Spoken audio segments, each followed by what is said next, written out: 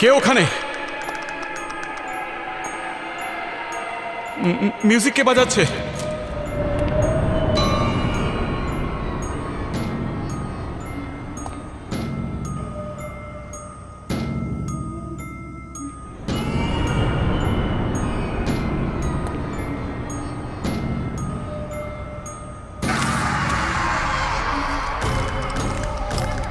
কে ওখানে?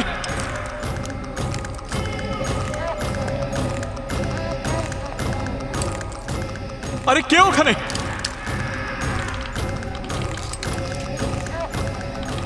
কে?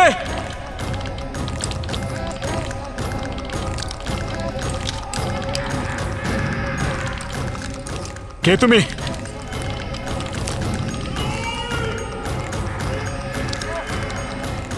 কে তুমি?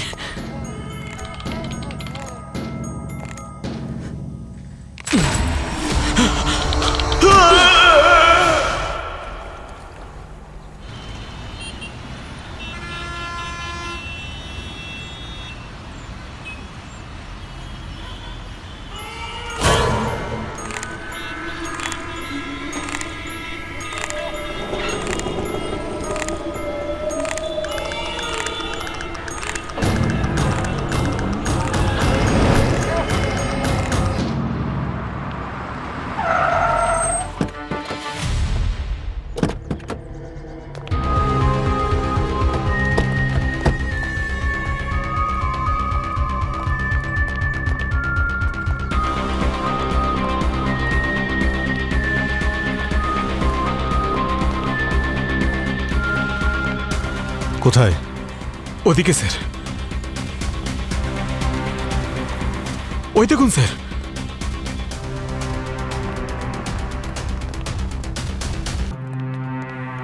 মাই গড,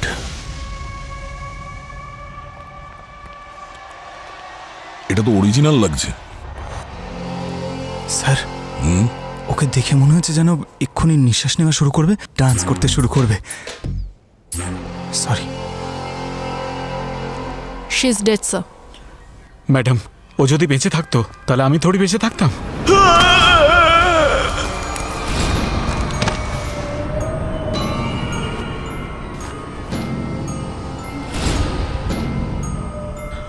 বাঁচাও বাঁচাও বাঁচাও, লাশ লাশ! ওই সময়ে বেঁচে ছিল? হতে পারে। কিন্তু স্যার ওকে কিভাবে মারা হয়েছে? ওর শরীরে কোনো আঘাত বা ক্ষতর চিহ্ন তো দেখছি না। যে এটা করেছে অনেক ডিটেলে কাজটা করেছে। পুরো শরীর পেইন্ট দিয়ে ঢেকে রাখা, যদি কোথাও লেগেও থাকে সেটা দেখতে পাওয়া সম্ভব না। বডিটাকে এই যে কাঠের পিলারটা এর সঙ্গে বেঁধেছে যাতে ওর বডিটা সোজা থাকে, আর এই দড়িগুলো যা দিয়ে হাত আর পাটা বাঁধা আছে সেটাকে এই মেকানিজমের সঙ্গে অ্যাটাচ করেছে। তার মানে এই মেয়েটা বেঁচে ছিল না, এই মেকানিজমের জন্য ওর বডি মুভমেন্ট হচ্ছিল, আর সিকিউরিটি গার্ড ভেবেছিল যে মেয়েটা বেঁচে আছে। আর এই হাতগুলো দেখো, জয়েন্টে এই নাট বোল্ট আর এই ক্ল্যাম্পগুলো দেখো। কিন্তু কাঠের পুতুলই কেন? কেউ একে মেরে কাঠের পুতুল বানিয়ে এভাবে ঝুলিয়ে দিয়েছে। কেউ এত কষ্ট কেন করবে?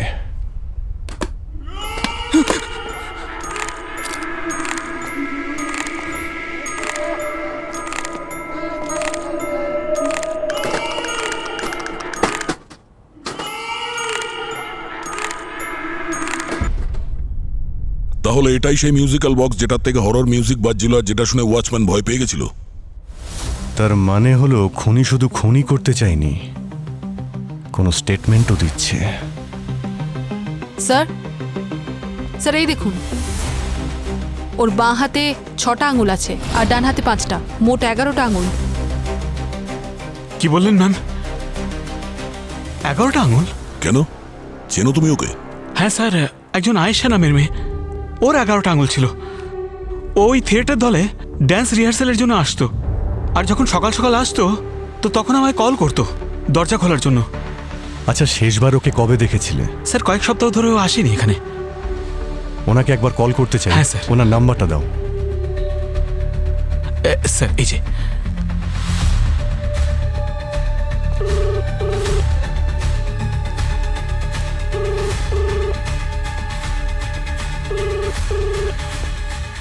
রিং হচ্ছে কিন্তু ফোন তুলছে না।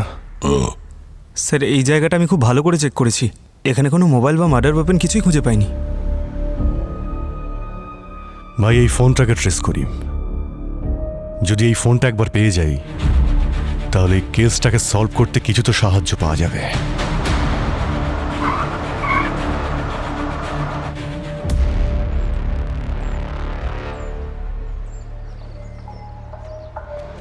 লোকেশন তো এই ক্যাফেরই দেখাচ্ছে স্যার। কল করো। রিং হচ্ছে। Hello hello hello,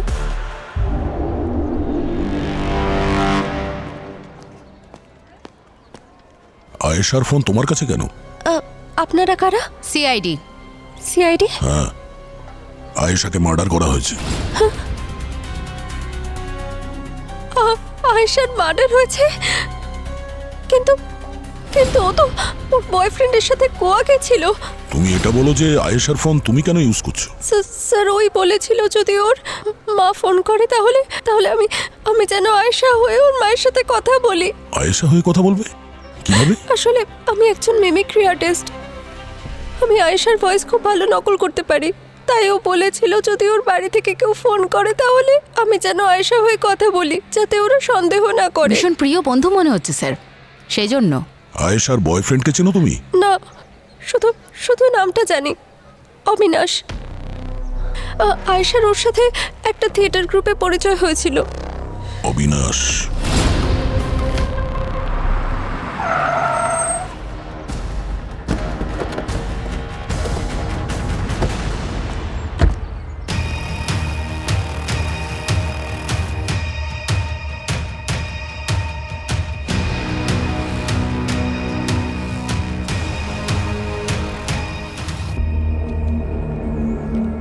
music action.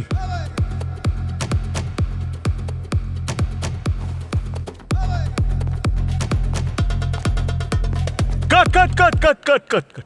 কি করছিস অবিনাশ? স্টেপ তো অন্তত রিদমে ফেল রে ভাই। অবিনাশ, 1 মিনিট।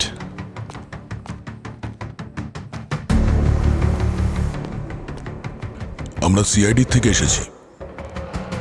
আয়েশা কোথায়? আয়েশা জানি না স্যার, অনেকদিন ওর সাথে দেখা হয়নি। কিরকম বয়ফ্রেন্ড তুমি? হ্যাঁ, তোমার গার্লফ্রেন্ড কোথায় তুমি জানো না? হ্যাঁ, দেখো, আমরা তোমার আর আয়েশার ব্যাপারে সব কিছুই জানি। আমরা এটাও জানি শেষবার তুমি ওকে গোয়াতে নিয়ে গিয়েছিলে।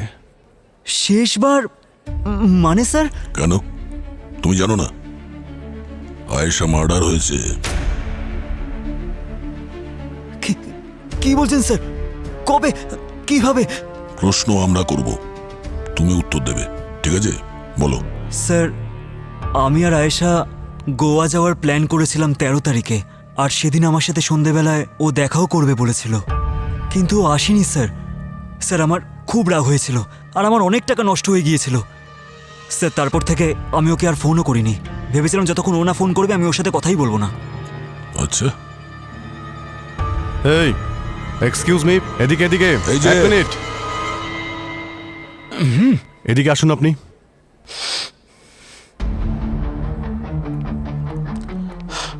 হ্যাঁ স্যার। হ্যাঁ কোথায় যাচ্ছিলেন আপনি? হ্যাঁ, কোথাও না স্যার, এই কোনো প্রবলেম আছে নাকি? সিআইডি কে দেখে একটু ভয় পেয়ে গেছিলাম স্যার। কেন, কিছু করেছেন আপনি?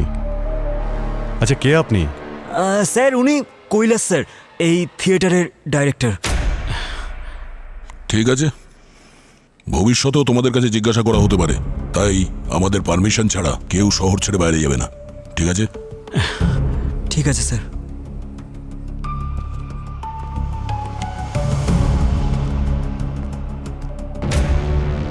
এই অবিনাশ আর কৈলাস, এদের দুজনের উপর নজর রাখতে হবে। কিছু তো প্ল্যানিং চলছিল এই থিয়েটারের ভিতরে।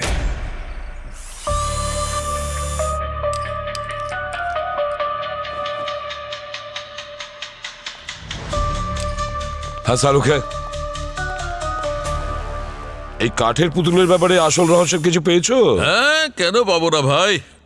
জ্ঞানী গুণী লোকেরা এসেছেন, মুখ দেখাতে হবে তো ভাই। আরে কি স্যার, মুখ দেখার নিয়ম তো বিয়েতে হয়, এখানে কেন হবে? পঙ্কজ,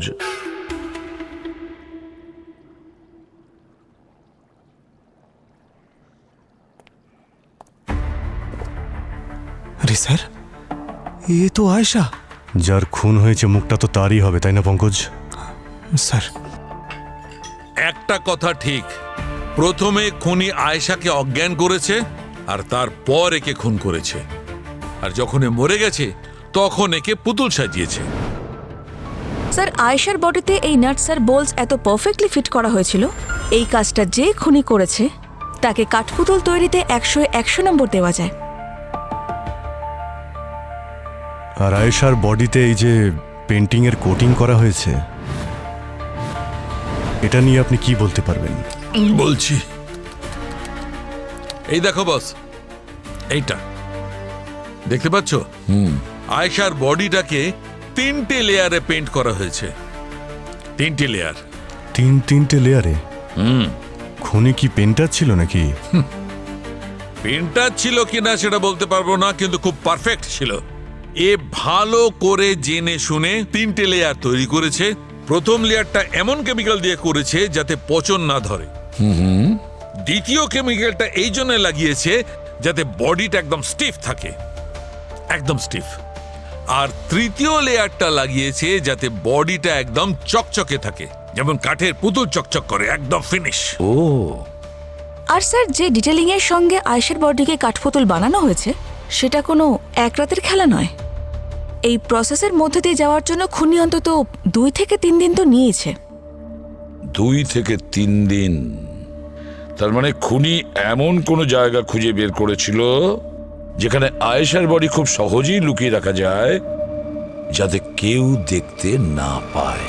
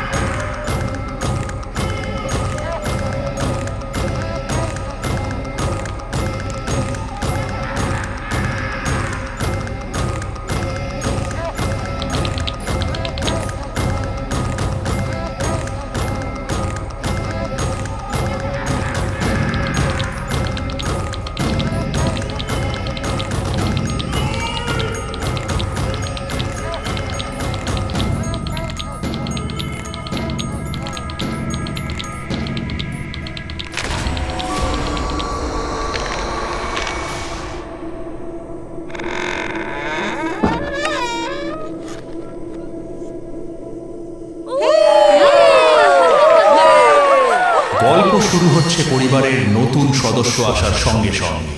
সবাই থাকতো একসঙ্গে মিলেমিশে, একে অপরের হাত ধরে।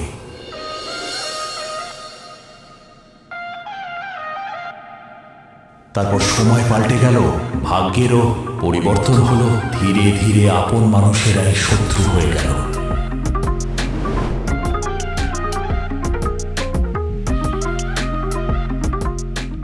আপন হলো পর, জ্বলন্ত আগুনে সব ধ্বংস হয়ে গেল। যারা এক সময় ছিল আপনজন, তারাই হলো বিশ্বাসঘাতকতার প্রধান কারণ।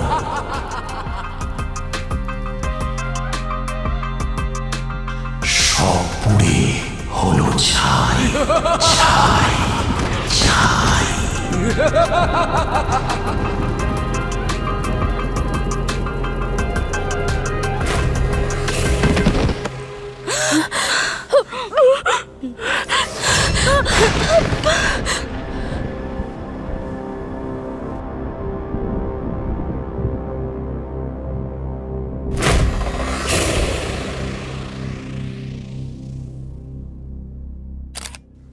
স্যার, এই খুনি কিন্তু হেব্বি চালাক, লোককে কাঠের পুতুল বানিয়ে মারছে। চালাক নয় পঙ্কজ, কোনো পাগল নিশ্চয়ই, মেন্টাল। এখানে যেভাবে ওকে কাঠপুতুল করে মারা হয়েছে ঠিক সেইভাবেই যেভাবে আয়েশাকে মারা হয়েছিল। স্যার,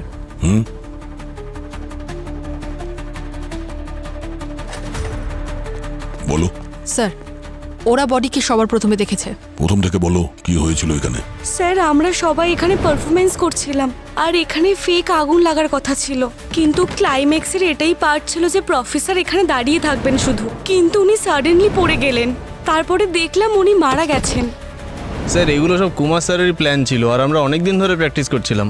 একই ধরনের মার্ডার, ঠিক একই রকমের পারফেকশন, 100% কোনো সিরিয়াল কিলারেরই কাজ। একটা গান কোরিওগ্রাফ হচ্ছে না, কালকেই পারফরমেন্স।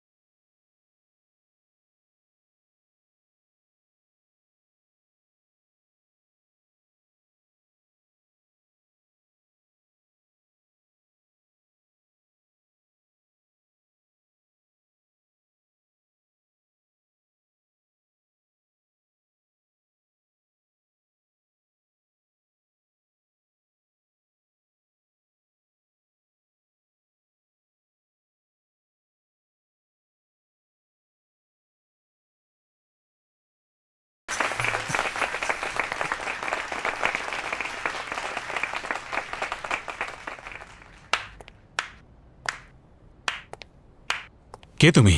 কি নাম তোমার? আমার নাম কাবিয়া, আমি একজন ডান্সার। আমি আপনার আর আপনার এই থিয়েটার গ্রুপের ব্যাপারে অনেক শুনেছি। আমি অনেক চেষ্টা করেছি আপনার এই গ্রুপ জয়েন করার, কিন্তু স্যার আমি অনেক চেষ্টা করেও আপনার কাছে অবধি পৌঁছতেই পারিনি।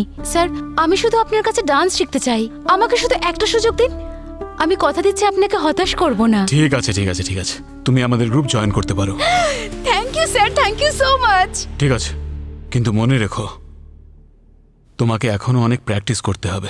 হ্যাঁ স্যার।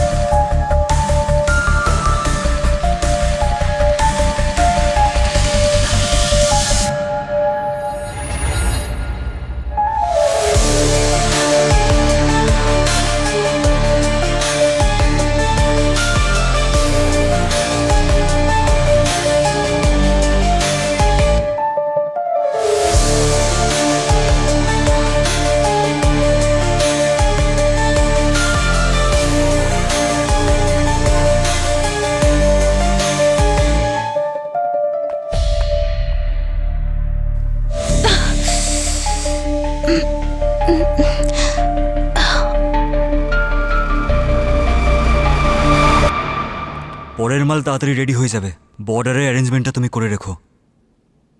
চল।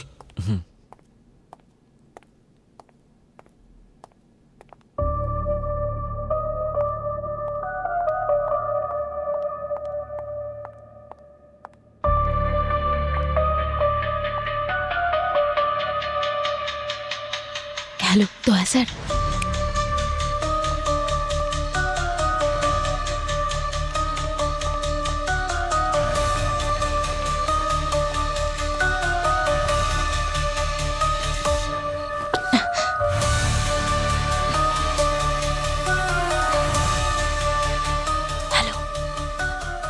হ্যাঁ উনি কৈলাস আর অবিনাশ এক্ষুনি কৈলাসের অফিস থেকে কোথাও একটা বের হলো। অফিসের ভেতরে গিয়ে খুব ভালো করে তল্লাশি করো, হয়তো আমাদের কোনো কাজের জিনিস ওখানে পেয়ে যেতে পারো। Right sir.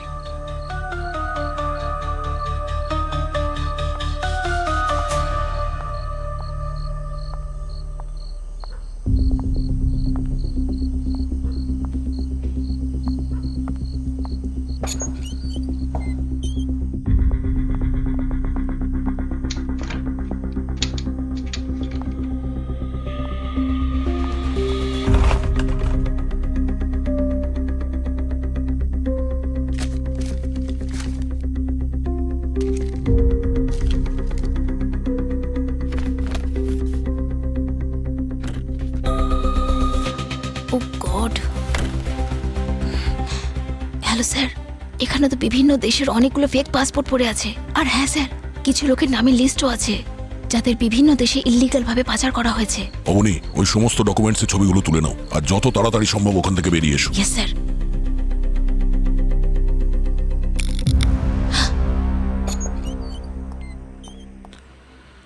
কাব্যা, কি করছো এখানে? আমার নাম কাব্যা নয়, অবনী। তাহলে নিশ্চয়ই তুমি ড্যান্সারও নও। সিআইডি।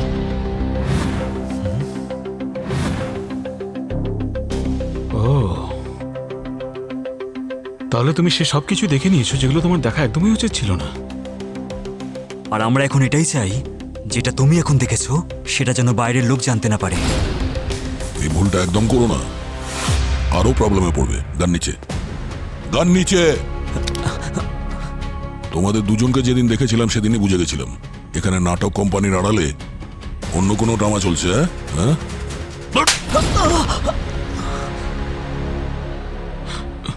স্যার, আমরা থিয়েটারে আড়ালে ট্রাফিকিং এর কাজ করি।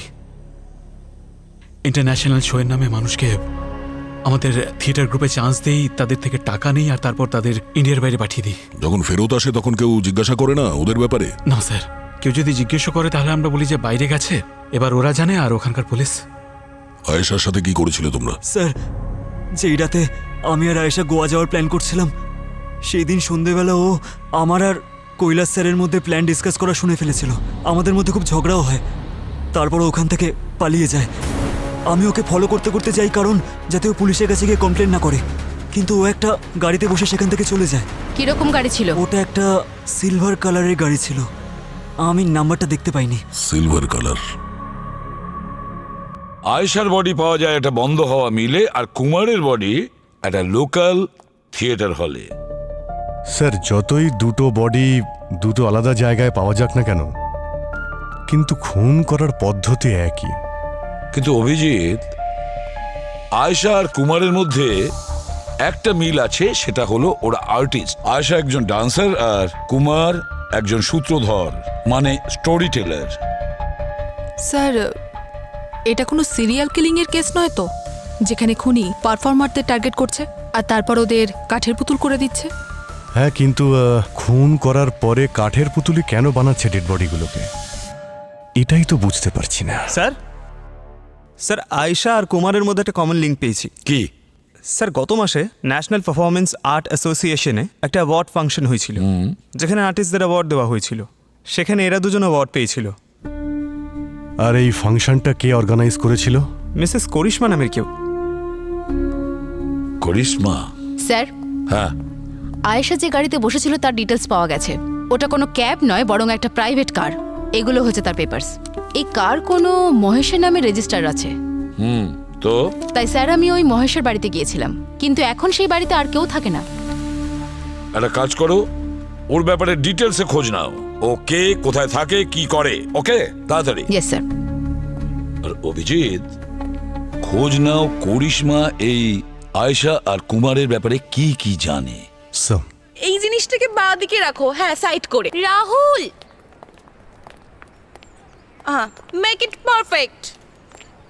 Welcome team CID. আমি তো আশা করছিলামই যে আজ না হলেও কাল টিম সিআইডি আমার এই জগতে ঠিক পদার্পণ করবেন। আপনার রিসেন্ট কেসটা কিন্তু বেশ শোরগোল ফেলে দিয়েছে। আমাদের এই আর্টিস্টিক গ্রুপে একজন মানুষের ফিলিংসকে কাট, তার সাথে জড়িত দড়ির সংযোগ ঘটানো, এটা নিশ্চয়ই কোনো শিল্পীই পারেন, যেমন আপনাদের সেই খুনি। অনেক কিছু জানেন মনে হচ্ছে আপনি খুনির ব্যাপারে, মিস করিশ্মা। এত ফর্মালিটিস কিসের? আমাকে শুধু করিশ্মা বলুন। আর হ্যাঁ, আমাদের সার্কেলে যখন কোনো নতুন ডেভেলপমেন্ট হয় সেটাকে জানা আমারই কাজ। সে যে কেউ হোক না কেন, ও শুধু মার্ডার করছে না, সে ক্রিয়েট করছে। যেমন সৃষ্টি করার আগে রচনা করা হয়। আপনি দেখেছেন যেভাবে ওই খুনি ওই দুজন ভিকটিমকে পজিশনে রেখেছিল? ওটা শুধু খুন ছিল না, কোরিওগ্রাফি ছিল। ওয়াও! আপনার কি একটু মায়া দেওয়া নেই? দুজন মারা গেছেন করিশ্মা ম্যাডাম। মারা যায়নি, অমর হয়ে গেছে। করিশ্মা দেবী, এটা বলুন যে যখন দুটো খুন হলো সেই সময় আপনি কোথায় ছিলেন? আমি আমার ফ্রেন্ডসদের সাথে ছিলাম, পার্টি করছিলাম। আপনাদের ওই খুনি, বা আমি বলতে পারি ওই আর্টিস্ট, কিছু ক্রিয়েট করছেন, হয়তো কোনো পারফরমেন্স। আপনি ওই পারফরমেন্সের ব্যাপারে বলুন যা ওই দুজন ভিকটিম অ্যাটেন্ড করেছিল। আচ্ছা, ওটা একটা ছোট প্রোগ্রাম ছিল যেখানে নতুন ট্যালেন্টেডদের ইনভাইট করা হয়েছিল অ্যাওয়ার্ড দেওয়ার জন্য, যাতে ওরা কাজের প্রতি উৎসাহিত হয়। Nothing special, you know. Nothing special.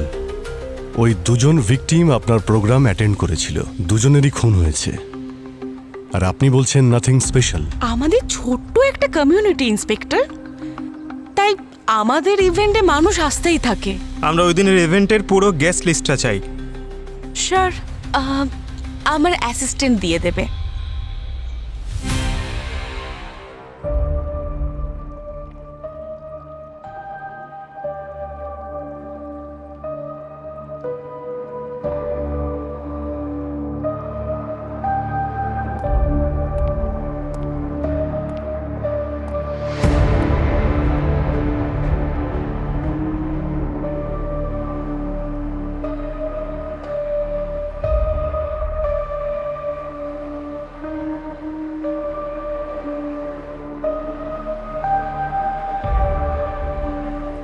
হচ্ছে হচ্ছে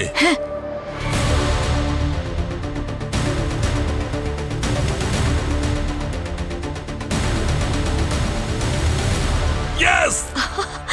Yeah! Yeah! ইয়েস। কি ব্যাপার স্যার, আপনার রিয়াকশন দেখে তো মনে হচ্ছে আপনি দারুণ কিছু একটা পেয়েছেন। কেল্লা ফতে! মনে হচ্ছে মাথার প্রবলেমটা আবার হয়েছে। কি বললে? না, কিছু না। আরে বলো না কি পেয়েছো। বলবো তো, কিন্তু কিন্তু বলবার আগে আজ একটা কথা বলো। কি? আমি ডক্টর সালুকে খুব ট্যালেন্টেড। এটা কে বললো? তুমি বলেছো? বলেনি তো। না তো? না। ঠিক তো? পয়েন্টে এসো। হ্যাঁ, পয়েন্টে আসছি। বস দেখো, যেভাবে আমি এই আয়েশার বডি থেকে কেমিক্যালগুলো সরিয়েছিলাম, ঠিক সেইভাবে আমি এই কুমারের মুখে কেমিক্যালগুলো লাগিয়েছি। এই কেমিক্যাল কোটিংগুলোকে যখন অ্যানালাইজ করেছি, তখন আমি পেয়েছি লেক আর থার্মোপ্লাস্টিক রিফিলের একটা ইউনিক মিক্সচার। বিশেষ করে খনন কাজে যে সমস্ত জিনিস পাওয়া যায় সেগুলো রেস্টোর করার কাজে আসে। আচ্ছা। আর এইটা থার্মোপ্লাস্টিক রেজিন, বিশেষ ধরনের অ্যাক্রোলাইট A72। গার্গি, এই অ্যাক্রোলাইট A72 কোথায় পাওয়া যায়? স্যার, এটা আমাদের আশেপাশের নর্মাল মার্কেটে পাওয়া যাবে না। এটা লাগলে স্পেশাল অর্ডার দিয়ে আনানো হয়। এটা একদম সেরকম যেমন নোট ছাপানোর জন্য তার পেপার কেনা। অ্যাক্রোলাইট A72। অভিজিৎ, খোঁজ নাও এটা কোথায় পাওয়া যায় আর ভেরি রিসেন্ট কে কিনেছে। আচ্ছা,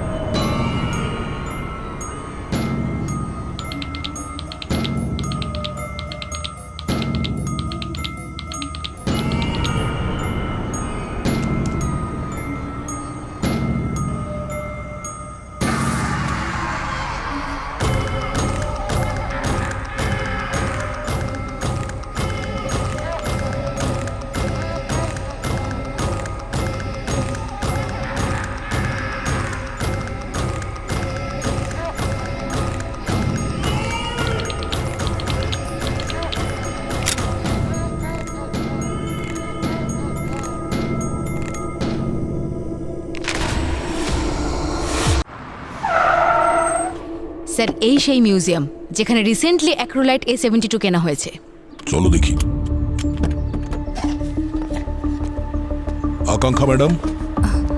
আকাঙ্ক্ষা ম্যাম, ম্যাডাম আকাঙ্ক্ষা, আমরা সিআইডি থেকে এসেছি। আমরা এটা জানতে চাই যে আচ্ছা ওই অ্যাক্রোলাইট A72 যে কেমিক্যালটা পাওয়া যায় ওটা কি আপনি কিনেছিলেন এর মধ্যে? হ্যাঁ। মীরা, পারচেজ রেকর্ড নিয়ে এসো। Yes ma'am. স্যার। ও থ্যাংক ইউ। ওয়েলকাম। এটা খুব স্ট্যান্ডার্ড মেটেরিয়াল, আমরা সবসময় এটাই অর্ডার করি। স্যার, এতে কোম্পানির সব পারচেজ রেকর্ড আছে আর আমরা সব প্রসিডিউর মেনে চলি আর আমাদের কাছে প্রত্যেক জিনিসের রেকর্ড আছে। যতদূর আমি জানি স্যার, এই ধরনের ইম্পর্ট্যান্ট মেটেরিয়াল আর কেমিক্যাল যদি প্রপার ডকুমেন্টসের সাথে কেনা হয় তাহলে সেগুলো ইলিগাল নয়। Am I right? রাইট। আপনি শুধু এটা বলুন যে 29 jan or 1st Feb রাত্রে আপনি কোথায় ছিলেন? আমি দিল্লিতে ছিলাম, একটা সেমিনার অ্যাটেন্ড করছিলাম। আচ্ছা, মীরা, আমার ফ্লাইট টিকিটস নিয়ে এসো। Yes ma'am. Sir. Abani,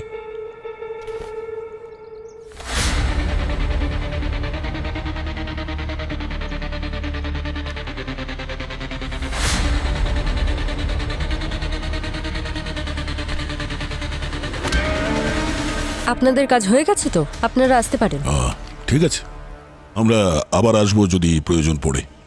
sure. Thank you. Always welcome.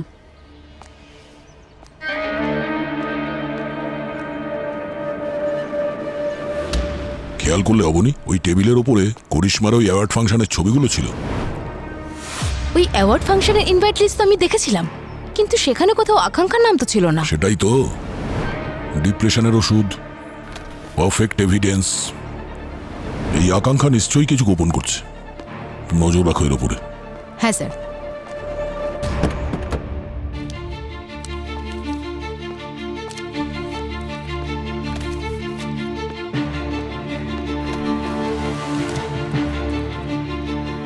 Sir. হ্যাঁ। স্যার, মহেশের খোঁজ পাওয়া গেছে, যার সিলভার কারে বসে আয়েশা পালিয়ে গিয়েছিল।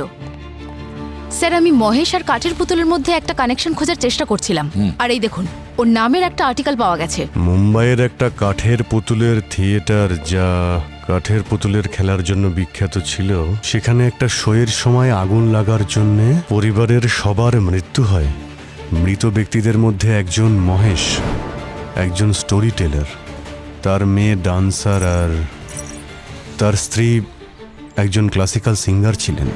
ওনাদের মেয়ে ছিল নৃত্যা, যার বয়স ছিল 8 বছর। সে ওই দুর্ঘটনার হাত থেকে বেঁচে যায়, তাকে অনাথ আশ্রমে পাঠানো হয়। Storyteller. Sir, 1 minute.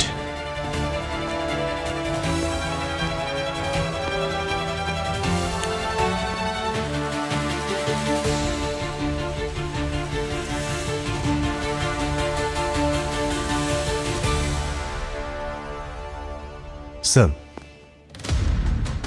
এই ভিকটিম 1 আয়েশা, ও একজন ডান্সার ছিল, আর ভিকটিম 2 প্রফেসর কুমার, একজন স্টোরি টেলার। আর যাদের যাদের মৃত্যু ওই আগুনের দুর্ঘটনায় হয়েছিল, তাদের মধ্যে মহেশের মেয়ে একজন ডান্সার, আর মহেশ নিজে একজন স্টোরি টেলার।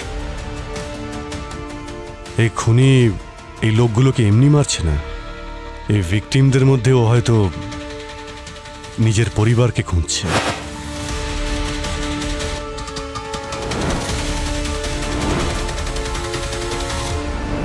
তুমি বলতে চাইছো নৃত্যা? হ্যাঁ, নৃত্যা। সেই জন্যই তো খুন করার পরে ডেড বডিগুলোকেও কাঠের পুতুল করে প্রিজার্ভ করছে। হয়তো নিজের পরিবারকে ফিরে পেতে চাইছে। অভিজিৎ, নৃত্যা তার পরিবারকে কমপ্লিট করার জন্য তৃতীয় শিকার খুঁজে বেড়াচ্ছে। একজন সিঙ্গার, একজন মহিলা, যে কিনা তার মায়ের কথা মনে করায়।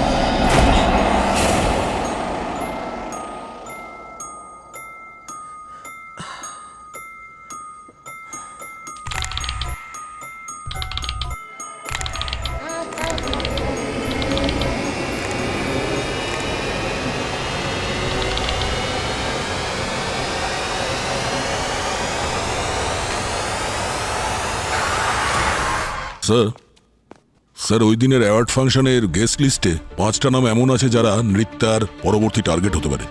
এই 5 জনই নৃত্যার মায়ের মতনই ক্লাসিক্যাল সিঙ্গার স্যার। ও আর বলতে পারেন ওর মায়ের বয়সের কাছাকাছি। পঙ্কজ, পুরবি, এই 5 জন মহিলাকে ফোন করো, বলো যে সামনে বিপদ, যেন সাবধানে থাকে, ওদের প্রোটেকশনেরও ব্যবস্থা করো। আচ্ছা, তাড়াতাড়ি। স্যার, আমি নৃত্য রিলেটেড সমস্ত ইনফরমেশন ট্রেস করেছি আর জানতে পারলাম যে এই নৃত্য কয়েক মাস ধরে একই জায়গায় যাওয়া আসা করছিল। কোথায়? কোনো থিয়েটারে স্যার, যেটা আগুন লাগার কারণে ফাঁকাই পড়ে আছে।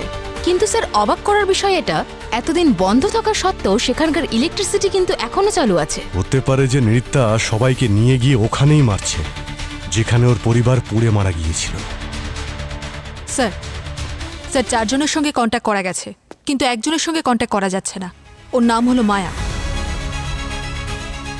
মায়া, 5ম জন মায়া। নৃত্যার নেক্সট শিকার মায়াই হবে।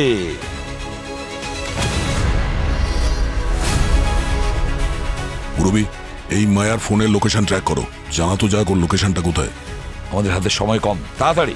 স্যার, মায়াকে কাঠের পুতুল তৈরি করার আগেই এই নৃত্যার কাঠের পুতুলের খেলা শেষ করতে হবে। নৃত্যার দড়ি কেটে ফেলতে হবে।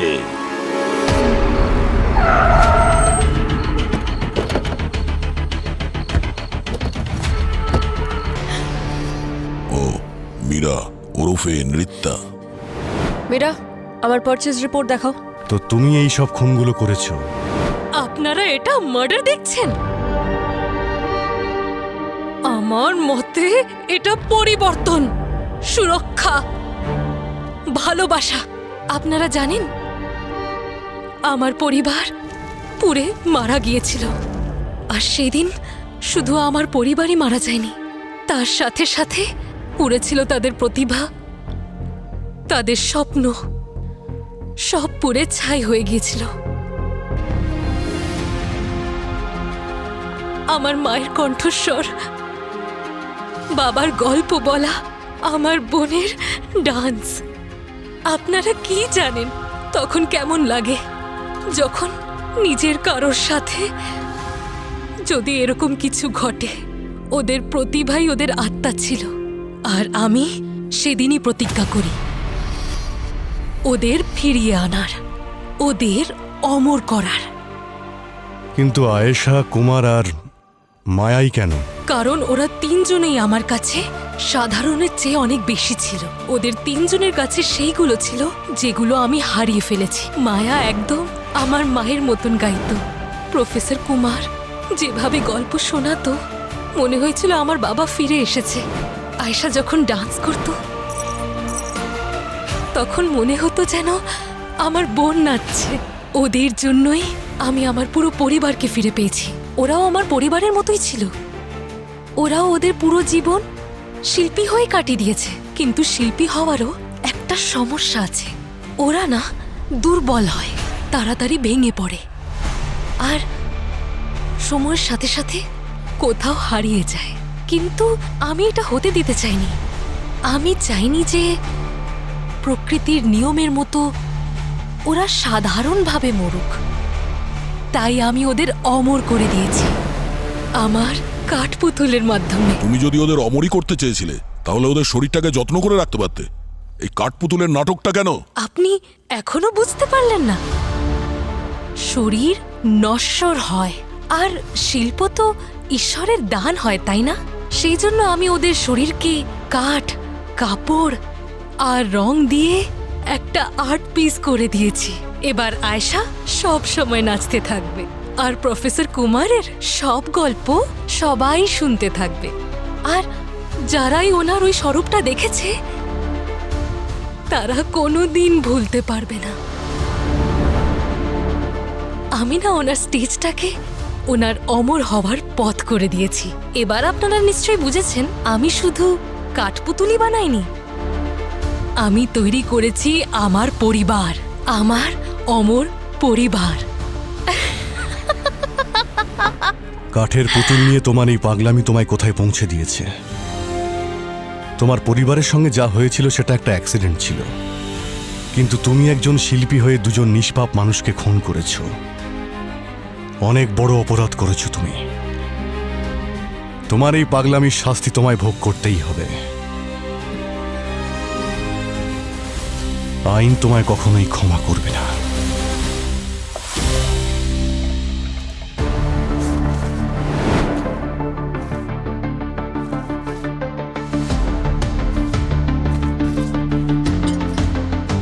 বাহ, স্যার ফাইলটা। পকোড়া?